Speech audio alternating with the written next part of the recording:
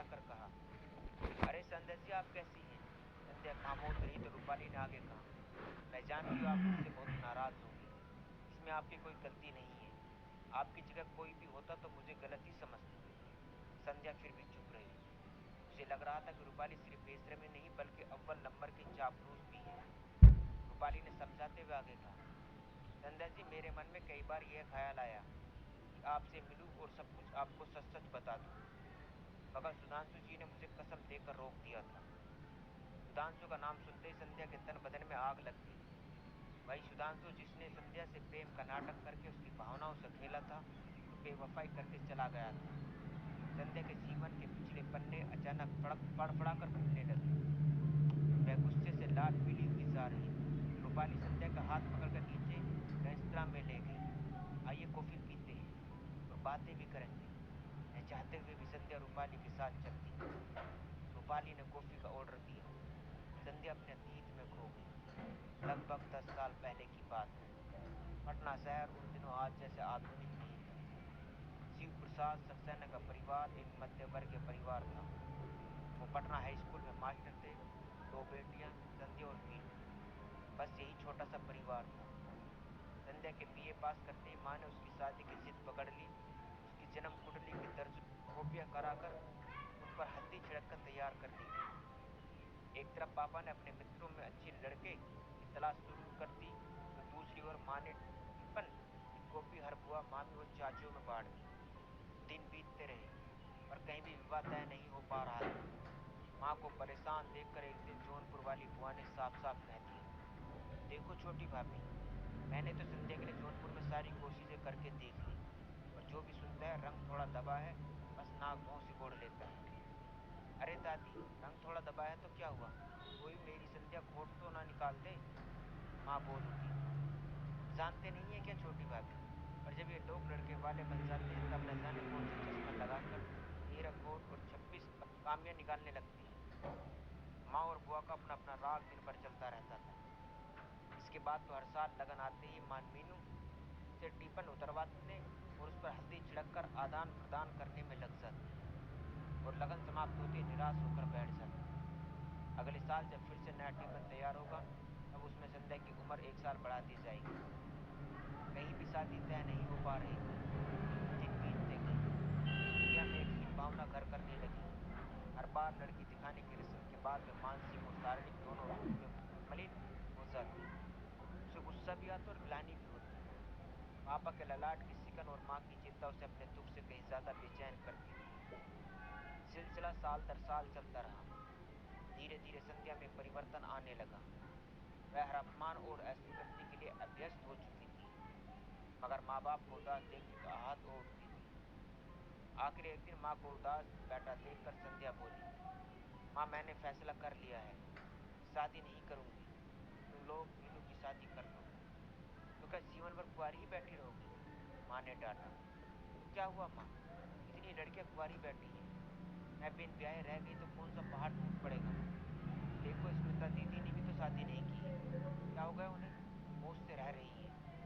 हमारे खानदान की लड़कियां कुंवारी नहीं रहती। इतने कहकर माँ गुस्से में पैर पटकती हुई चली गई। 5 वर्ष बीत गए। संध्या ने एमए कर लिया और मगध महिला कॉलेज में लेक्चरर की नौकरी भी मिल गई। अपने कॉलेज और पढ़ाने में भी अपने को व्यस्त रखती थी। संध्या अक्सर रोज सोचा करती, यह कैसी विडंबना है।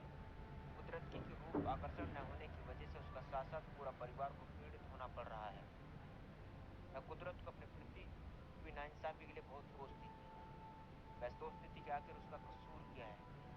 शादी के समय लड़की के गुणों के रूप में अवर्ण में लपेट कर न जाने कहाँ फेंक दिया जाता है।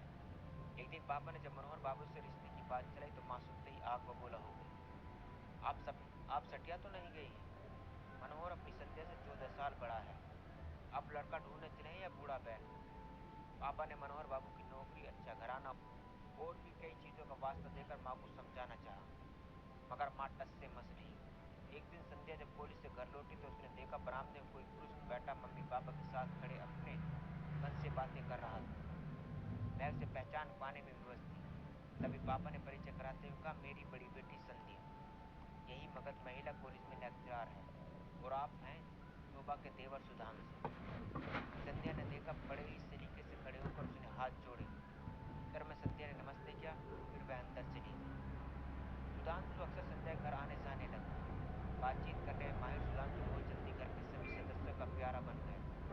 पापा से राजनीति पर बहस होती तो माँ से धार्मिक वार्तालाप। मीनू को भी चिढ़ाता भी, आदमी हंसते। मीनू भी हर विषय में सुधांशु की सलाह जरूर समझती। कई बार मम्मी पापा उसे झिड़क भी देते थे, जिसे सुधांशु हंसकर टाल देता। सुधांशु स्वभाव से एक आजाद ख्याल का व्यक्ति था।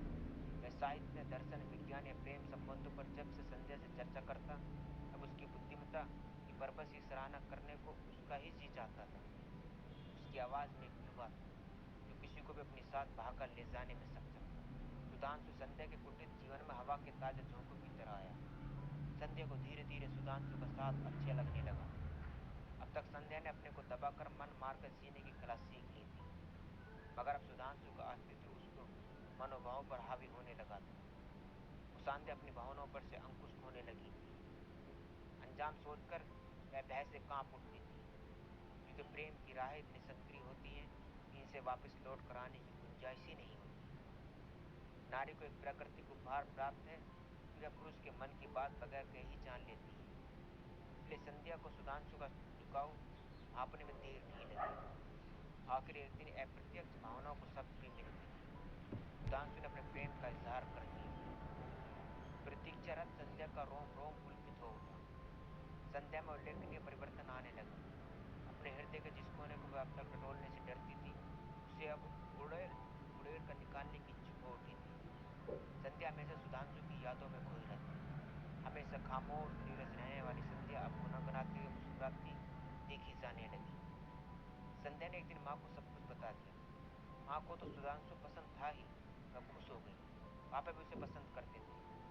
आखिर एक दिन पापा ने सुधांशु से उसके पिताजी की पता मांग लिया। वो वहां जाकर शादी की बात करना चाहते थे। सुधांशु ने बताया कि अगले महीने उसके पिताजी पटना आ रहे हैं, यही बात कर लीजिएगा। 3 महीने बीत गए, सुधांशु के पिताजी नहीं आए। सुधांशु ने भी धीरे धीरे आना जाना बहुत कम कर दिया। एक सप्ताह तक सुधांशु संध्या से नहीं मिला तो वह सीधे उसके ऑफिस जा पहुंची। वहां पता चला कि आजकल वह छुट्टी पर है। संध्या सीधे सुधांशु के घर जा पहुंची। दरवाजा खटखटाया। सुधांशु ने ही दरवाजा खोला। अरे संध्या, तुम आओ, अंदर आओ। ये क्या मजाक है सुधांशु, तुम एक हफ्ते से मिले भी नहीं। और संध्या गुस्से में और कुछ कहती, उसने सामने बालकनी में एक लड़की को देखा तो अचानक चुप हो गई। सुधांशु ने चौंकते हुए कहा, अरे मैं परिचय कराना तो भूल ही गया। आप संध्या जी हैं, मेरी फैमिली फ्रेंड, और आप हैं रूपाली, मेरी गर्लफ्रेंड। इससे पहले संध्या कुछ पूछती, सुधांशु ने थोड़ा झेपते हुए कहा, बहुत ही जल्द रूपाली मिसिज रूपाली बनने वाली है। अरे रूपाली, संध्या को चाय नहीं पिलाओगी? संध्या को मानो काटो तो खून निकले। उसे ये सब अजीब लग रहा था। उसका मन करता कि सुधांशु को झकझोर कर पूछे कि आखिर यह सब क्या कर रहे हो। रूपाली रसोई में गई तो संध्या ने आंखों में गुस्सा जताते हुए कहा, सुधांशु प्लीज, मजाक की कोई सीमा नहीं होती। यह क्या, मुंह में आया बक दिया। यह मजाक नहीं है संध्या, ये हम दोनों शादी करने वाले हैं। सुधांशु ने बेहिचक कहा। संध्या को लगा मानो वह फबक फबक कर रो पड़े। वह झटके से उठी और बाहर चली गई। वह कैसे घर पहुंची उसे होश भी नहीं था। घर पहुंचकर देखा तो सामने माँ बैठी थी। अपने आप को रोते रोकते हुए माँ से निकट गई। वो फपक कर रो पड़ी। माँ ने भी कुछ नहीं पूछा। वह जानती थी कि रोने से मन हल्का होता है। इस घटना से संध्या को बहुत बड़ा आघात लगा। वह इस बेवफाई की वजह जानना चाहती थी, पर उसका आह उसे पूछने की इजाजत नहीं दे रहा था। संध्या एक समझदार लड़की थी, इसलिए सप्ताह भर में ही उसने अपने आप को संभाल लिया। वह फिर से शांत और खामोश रहने लगी। धीरे धीरे सुधांशु के प्रति उसकी नफरत बढ़ती गई। तो सुधांशु ने भी अपना तबादला रांची करवा लिया और संध्या से दूर चला गया। इस समूची घटना से पूरे परिवार में सबसे ज्यादा आहत संध्या के पापा थे। ऐसा लगता था जैसे मौत ने जिंदगी को परास्त कर उन्हें काफी पीछे ढकेल दिया है। मीनू भी इन दिनों संध्या का कुछ ज्यादा ही ख्याल करने लगी थी। माँ की डांट न जाने कहाँ गायब हो गई थी। संध्या को लग रहा था कि वह आजकल सहानुभूति की पात्र बन चुकी थी। यह एहसास उसे सुधांशु की बेवफाई से कहीं ज्यादा ही आहत करता था। एक दिन संध्या ने पापा से मनोहर बाबू के साथ रिश्ते की स्वीकृति दे दी। संध्या की शादी हो गई। मनोहर बाबू के साथ एडजस्ट होने में संध्या को तनक भी परेशानी महसूस नहीं हुई।